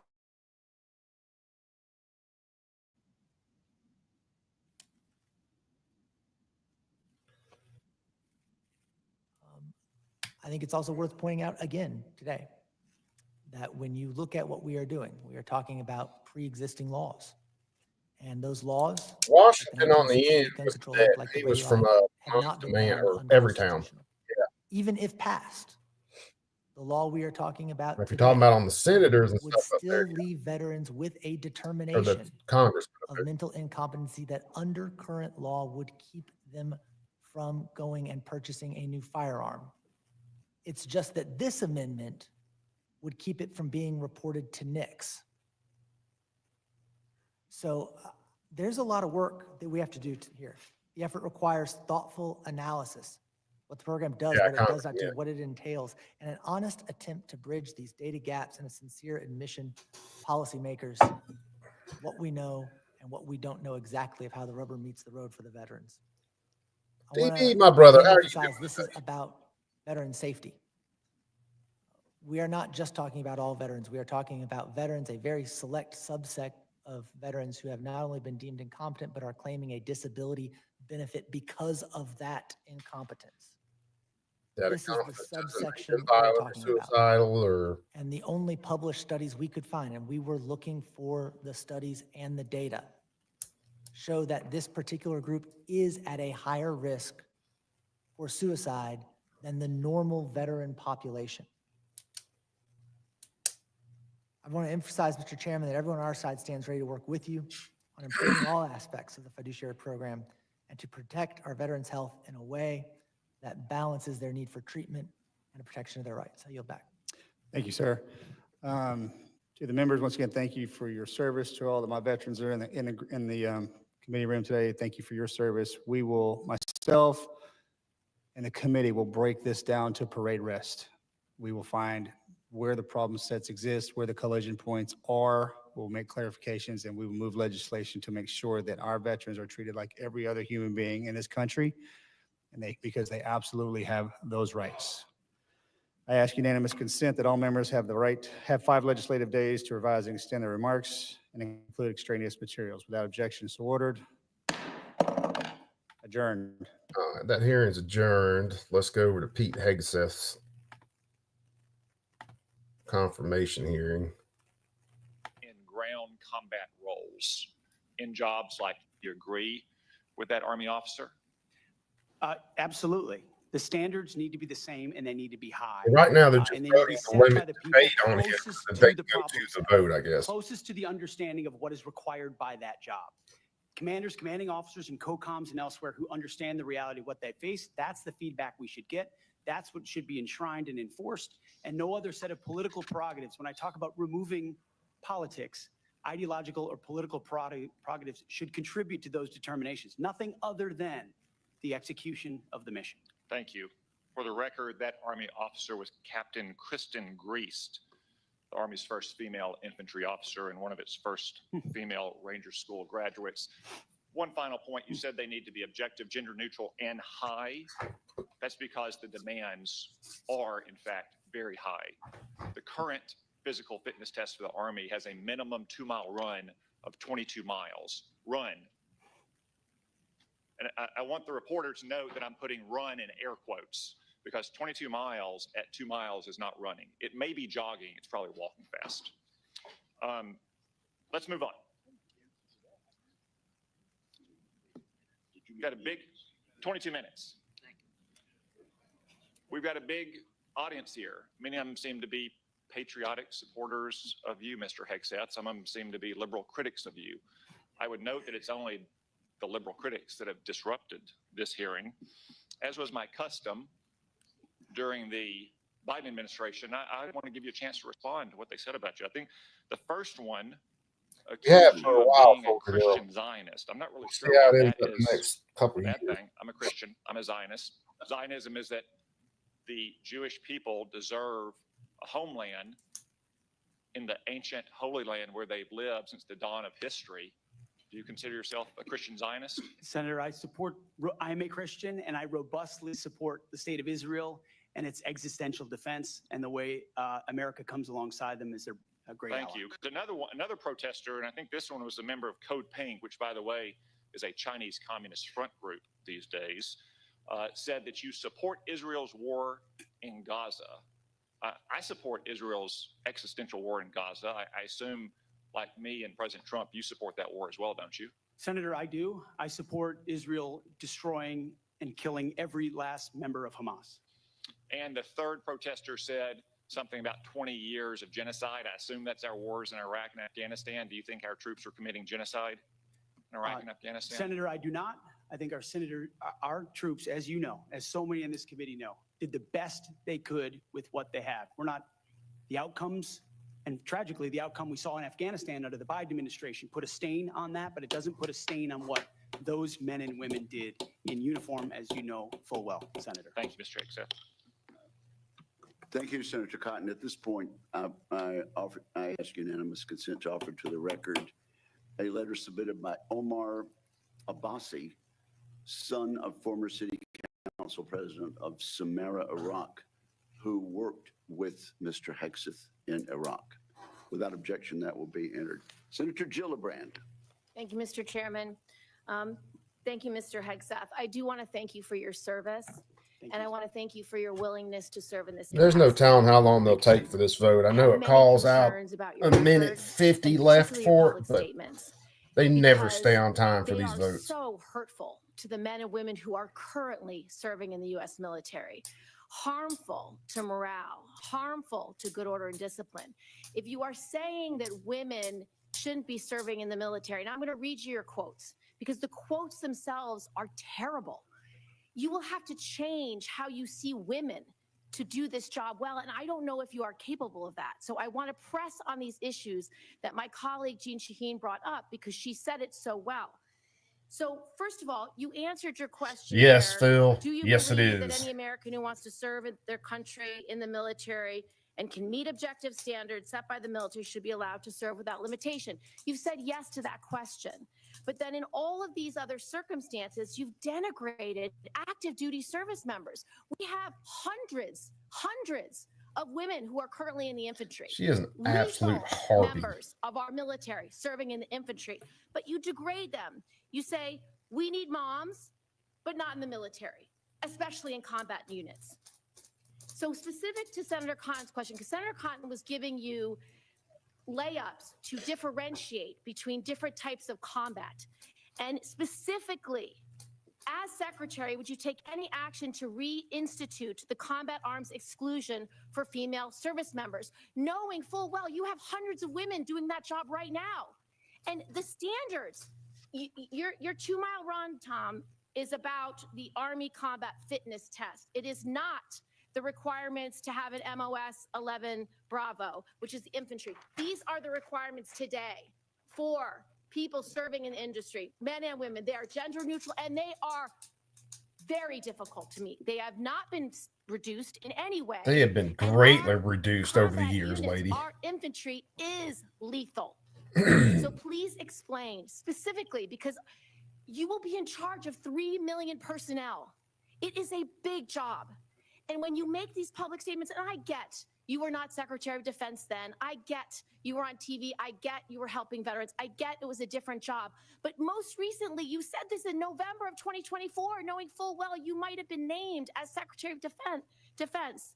So please explain these types of statements, because they're brutal and they're mean and they disrespect men and women who are willing to die for this country.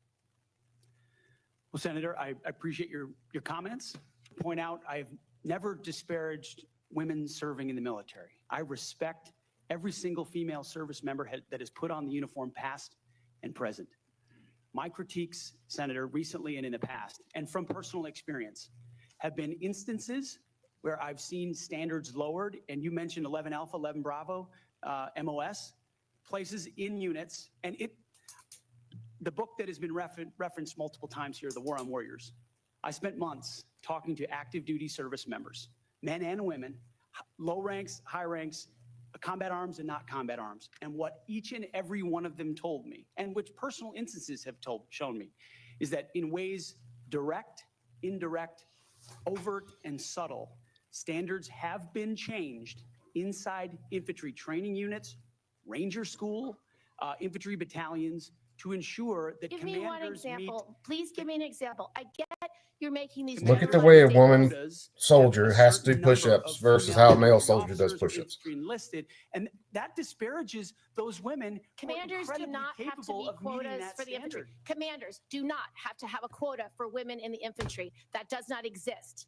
It does not exist. And your statements are creating the impression that these exist, because they do not. There are not quotas. We want the most lethal force. But I'm telling you, having been here for 15 years, listening to testimony about men and women in combat and the type of operations that were successful in Afghanistan and in Iraq, women were essential for many of those units. When Ranger units went in to find where the terrorists hiding in Afghanistan or in Iraq, if they had a woman in the Yeah, unit, that's the thing. If they the could go standards in, were talk all to the one women standard, in a village, say, where are it the was a terrorists high hiding? standard, Where are the and weapons everybody hiding? could And get pass it, then it's no problem. That's what you to make want. sure Not that we can lowering win a standard or having a different standard for you male and a cannot different standard for female. women in general, and your statements do that. We don't want women in the military, especially in combat.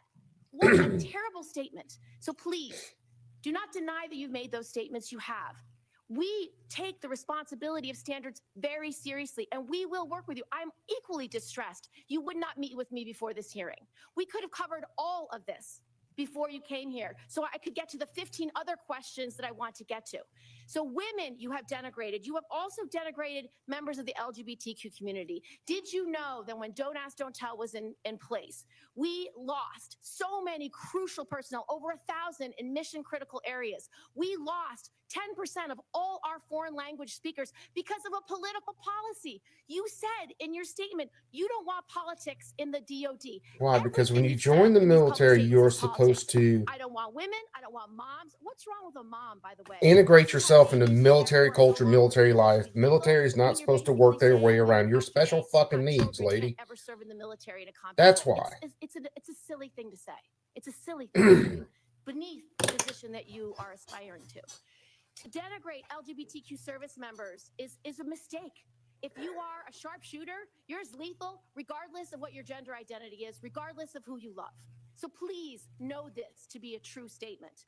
So you say it was a political thing. You say it undermined us, social engineering. I don't know why someone having to publicly say. So roll call vote right now for Hegseth is sitting at 47 to 45. Having that policy in the first place was highly problematic.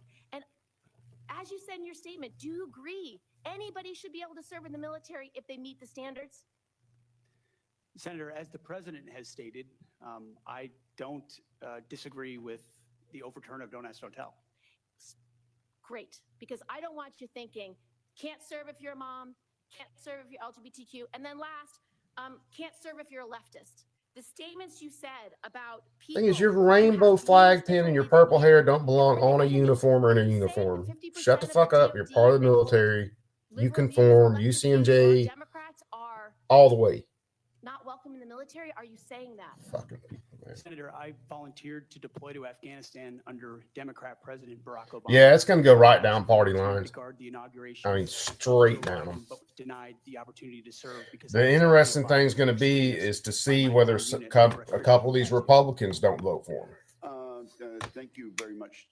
Senator Gillibrand, you held up a document and referred to it during your questioning. Would you like that entered into the record? Okay, yeah, okay, we'll delete. We'll submit a clean copy. Without objection, that will be admitted at the point of your question. And I would like to enter into the record at this point a letter of support from retired Air Force Colonel Melissa Cunningham. Colonel Cunningham supports Mr. Hegseth and mentions his warrior ethos, combat effectiveness, and maintaining military training standards. So without objection, both of those will be admitted. I now recognize Senator Rounds. Thank you, Mr. First of all, good morning. I'd like to thank you for your service to our nation in uniform, and It's seriously, it never should have been allowed to have a different physical standard for men in the military versus women in the military. It should have been one standard, period. support you speaks volumes. I also want to recognize your family service and sacrifice. You know as well as anyone that it's not just the man that enters the arena, but it's the entire family who works their way through this process as well. I appreciated our meeting with you and with your wife Jennifer this last month. I thought that we had an excellent conversation, and I appreciate your statement and your answers to the advanced policy questions, especially your desire to bring a renewed focus on warfighting and lethality back to the Pentagon. I also respect and I appreciate my friend and colleague, Senator Gillibrand, and some of her questions, and I know that she had a number of them in there. You had an opportunity to respond very briefly. Were there any other? Yeah, I know there was one, G, that said she wouldn't vote for Hegseth, so we'll see whether some of the others don't vote for him. Senator, thank you very much for the opportunity to meet and for the question. I would also acknowledge you were mentioning female engagement teams, which Agorizer, what's up, my brother? How are you today? And universally acknowledged as such. I've been in Iraqi homes where the language and gender. Yeah, it's sunny here, man. It's still cold. We still got a little bit of snow hanging out. Process would be a massive accelerant in mission success. I recognize that reality. I also recognize that Yes, they do, teams Phil. assigned to a SEAL team or a Green Beret team meet different standards also, which is okay because of the duty positions involved in that job. As far as politics, Senator, it has been the joy of my life to lead men and women in military outfits. Training, there's a lot of conversations that happen, and you start to realize that a lot of people you're serving with share your political ideas or they don't. You find out there's Republicans, there's Democrats, there's libertarians, there's independents, there's vegetarians, everything in between. None of that matters. It never mattered in how I led men and women, how I interacted with them, what missions we undertook. Politics has nothing to do with the battlefield, which is why President Trump has asked me to say, let's make sure all of that comes out. This is about warfighting capability, setting standards high, and making sure we give our boys, our men and women, everything they need to be successful on the battlefield. So politics can play no part in that, and I look forward to infusing that, as we always have inside our units. I appreciate you making that very clear. And one of the areas that we want to do our best is to provide for the equipment and the technical capabilities so that no young man or woman enters into a battle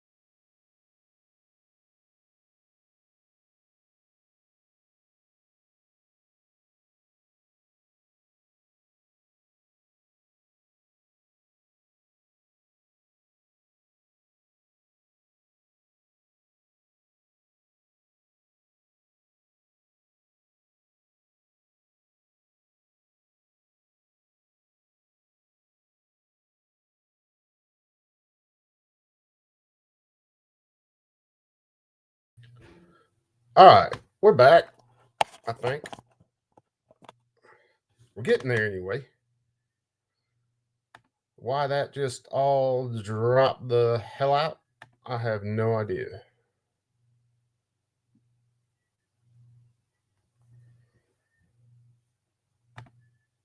So let's get back to this. Let's see whether we can see Pete get voted in. If I can find the right stuff here. Okay, now they're back.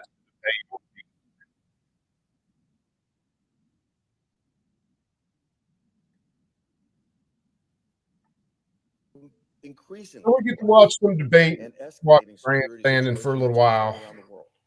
We'll see. So while I'm disappointed, I'm not surprised at this 11th hour attempt by the media to raise debunked and completely discredited falsehoods simply with an aim to derail a confirmation. I urge my colleagues to see through this noise, evaluate Pete's nomination based on the merits. Vanessa Kitty, what's up? Speaking of another veteran. I yield the floor and suggest the absence of a quorum. Oh, I'm sorry. Will the senator withhold his request? Move to this use.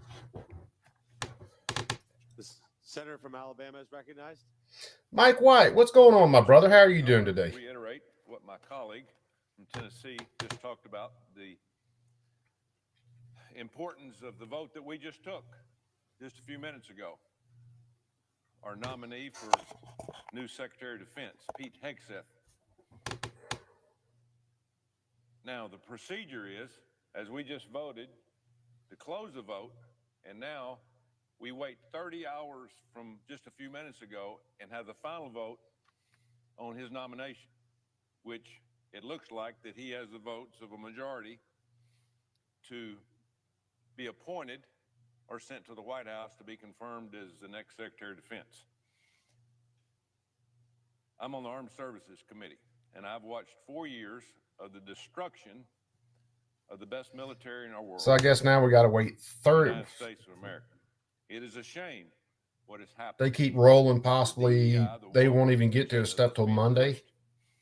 Really and truly. In our country, to me, is embarrassing. Because I doubt whether they're working this weekend. My dad died on active duty in the military, awarded 5 Bronze Stars and a Purple Heart at age 17, driving a tank across Europe after landing the first day at Normandy. We have to change course in our military. Now, we can talk about inflation and pumping gas and the crime and all the things that we're having a lot of problems with. But if you don't have a strong military to protect our borders and protect the citizens in our country from adversaries all over the world, we got problems. And it's got to start there. Pete Hegseth is the choice, the right choice. I like his age. I like his demeanor. I like the things he brings to our military. He's exciting, and he will energize this military into the next decade. And I'm excited about that. So hopefully in about 30 hours, we'll vote tomorrow night around 9 o'clock, and we'll vote to confirm Pete Hegseth is our new Secretary of Defense. Maybe he's planning on taking the vote for late Friday night. I'd like to turn. We'll see. The national security threats in our nation's agriculture sector and food supply chains. I'm on the Ag Committee. Over the past few years, the United States has experienced a rapid increase in foreign investment in agriculture sector, particularly from China. We have to open our eyes. Bad things are happening around us. Growing foreign investment in agriculture and other essential industries like healthcare and energy is a direct threat to our country's national security. You know, for Take it easy, soldier. Sounding the alarm about foreign ownership of American farmland and other elements of our food chain. According to the USDA data from December 2023, foreign investors. So Democrats derail, well, not derail, but they delay the vote. 45 million acres of our forest and Fluffy, I saw agricultural some. land I in didn't this get to see any country videos on has that been yet. sold to foreign entities. Does that not scare us? But it doesn't surprise me. What do we just see during COVID about our drug supply? We looked around. We looked for health. Let me go grab my care and coffee. help after COVID hit our borders, and what happened? We found out it was all being made in China. So, 45 million acres. This represents over 1.5 million acres in one calendar year. Foreign ownership of U.S. agricultural land increased modestly from 2012 to 17, an average increase of 0.6 million acres per year. That's 2012 to 2017.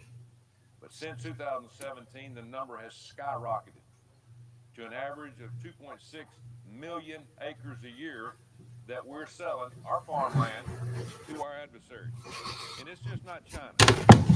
Russia, it's other entities that don't wish us well at the end of the day. So additionally, between Yeah, we'll have to look to see what the ATS got going on with their crap. their ownership of U.S. agricultural land more than 20-fold, from about 14,000 acres to 400,000 acres. Which in a lot of cases, all they'll do is they'll take and rename some of these positions. They won't change a whole lot. Now, Alabama is experiencing, my state, this firsthand. We have the fourth largest amount of foreign-owned agricultural land in the United States at 2.2 million acres, most of which is forest land. It's not really agriculture in terms of growing row crops. It's basically our forest. You know, I represent over 62,000 farmers in the state of Alabama. I hear from them time and time again about foreign activity in our agriculture community. Threats like these are something our states can't handle all on their own, which is why President Ford established the Committee on Foreign Investments in the United States, also known in short terms, CFIUS. This was in 1975. In other words, this committee is supposed to keep an eye on foreign investments in our country. This is the governmental body that oversees the vetting process of foreign investments and acquisition of American companies in the interest of national security. Cole, what's up, brother? How are you? CFIUS is composed of 9 members of President's Cabinet, including the Secretary of State, Treasurer, Defense, Homeland Security, Commerce, and Energy, the Attorney General, the U.S. Jared just did a vid. Yeah, I saw something pop up. I think 2A News did a vid on it too. Sit on this vetting board of industry and land in our country. Nowhere on that list did you hear me say the Secretary of Agriculture. Now, So the Senate confirmed John Radcliffe for CIA. Companies own 277,000 acres of agriculture land. They hold up Pete's vote until at the earliest late tomorrow night. Country, we need additional oversight for what's going on in our country. We got our eyes closed, which is why yesterday I introduced the Foreign Adversary Risk Management Act, called the Farm Act, here on the floor, that will accomplish 3 major things. First, it would add the Secretary of Agriculture as a permanent member of CFIUS. In other words, that somebody that's going to help our agriculture people vet land that's being bought by foreign entities. Second, it would protect U.S. agriculture industry from foreign control through transactions, mergers, and acquisitions and agreements, or it would also designate agriculture supply chains as critical infrastructure and critical technologies.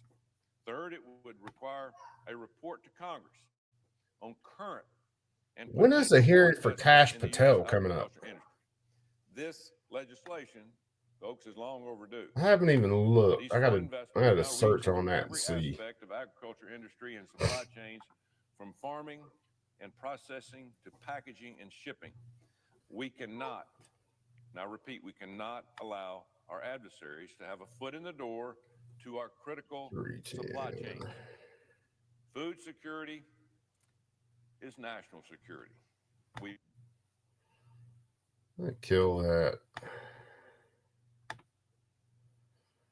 Yeah, I have to see when the confirmation hearing for Patel comes up. That'll be another interesting hearing. It's going to be a fight for him for sure, because they ain't going to let him just walk in. So, from what I see, there's not a whole lot. Let me pull something up over on the House side and see what these idiots are talking about.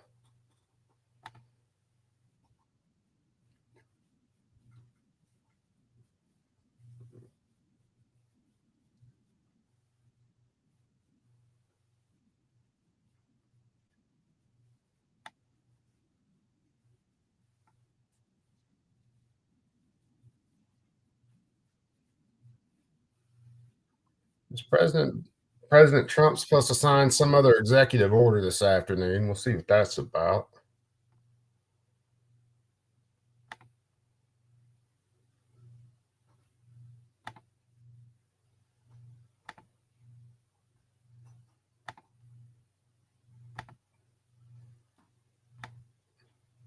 Look at old crazy eyes for a second while I figure out what. Good morning, everyone.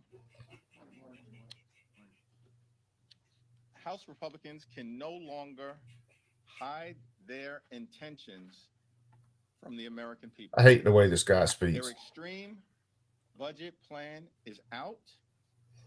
It's a 50-page His rhythm, document. his mannerisms makes him look like a malfunctioning Jim Henson Muppet. And it's available for all of the American people to read.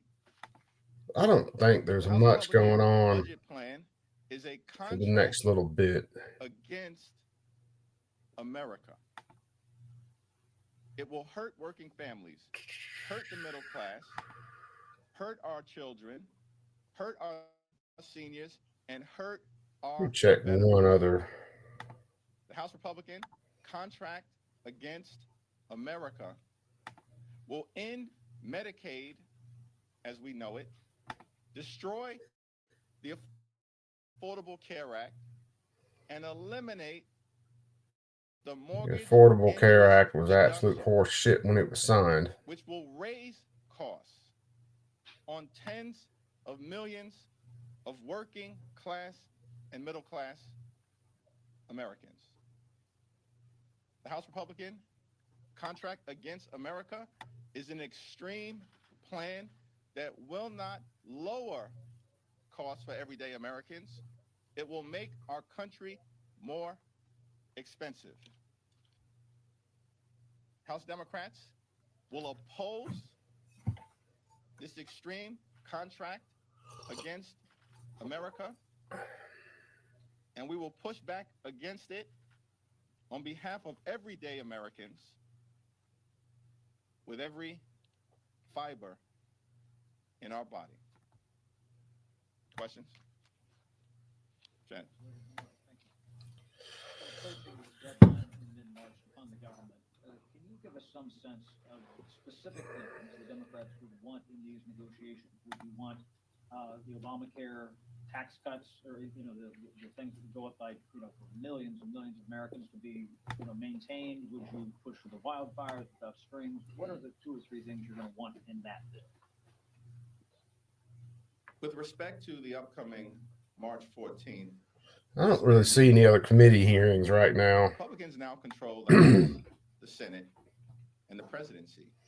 They promised the country that they would lower the high cost of living. We are willing to work with our Republican colleagues to address. I don't know. I've got a couple sets of oral arguments we haven't listened to yet. You guys want to crank up another stream and listen to that frustrating shit? That will improve the quality of life for working class Americans and the middle class. What we are not willing to do is to enable. Tomorrow, 2 cases go back up to the Supreme Court to see whether they're going to take them up. Snope and Oceanside. Massive tax breaks. Which I'm beginning to think they're not going to take them up this session. And make working class Americans pay for it through cuts to Medicare, Medicaid, Social Security, veterans benefits, or nutritional assistance. The ball is in the Republicans' court right now. they're gonna need your help on, getting some votes on this. Have they come to you with some of these requests already? The Republicans have not opened up any line of communication with us. Blue Curtain, what's up, They brother? said to America that they have a big, massive, beautiful. Yeah, the mandate, clock's ticking on them, Blue, but which presumably means I just don't see why the Supremes have not just snatched these things up. pass a spending agreement on their own I mean, they are to avoid a government shutdown right on their own, there, have already worked through the to raise process. the They're debt solid ceiling cases. on their own. They've had no communications with us. So I don't see why they're dragging their feet at this point. They know where I'm at. They know my number. I haven't received a single call about a single one of these issues. Mr. Leader, so this morning Republicans unveiled a bill to end birthright citizenship for children. So hell, I'll tell you what, let's do this. Since we're waiting on some oral arguments to possibly happen, I know probably 3 different sets that we haven't listened to yet. I'll have to pull the cases, but give me a few. I'll crank another one up. Let's listen to some oral arguments. Maybe get us into the mood for hopefully hearing from the Supremes tomorrow, taking up some of these bills. So give me a couple. I'll crank another one up in just a second, and we'll do some afternoon orals. So you perks be cool. Take them easy. Keep that thing on you at all times. I'll be right back. About maybe 5 minutes, somewhere around there. We'll see y'all in a few. Later.